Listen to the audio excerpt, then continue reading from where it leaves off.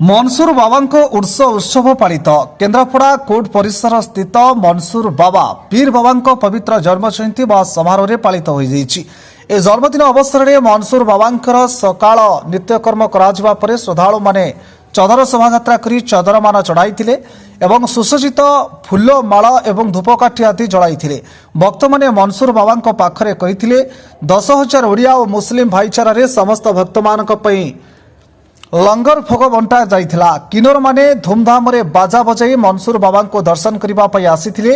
मनसुर बाबा कमिटर सभापति शेख गयासउद्दीन बल्लो, संपादक शेख बरकतुल्ला, कैशियर शेख सलाउद्दीन, उपसभापति शेख कायम, शेख आवादी शेख मुस्ताक, सलमान खान, शेख गुफरान, शेख साहिल, शेख इजाउद्दीन, शेख मेहमूद प्रमुख सहयोग करथिले।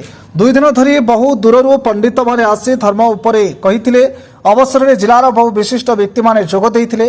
शताधिक विभिन्न प्रकार दुकान बजार पड़िथिला।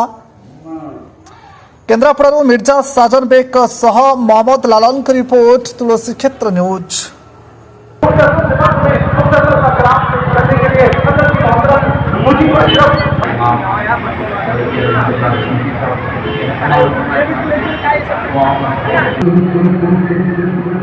तुझे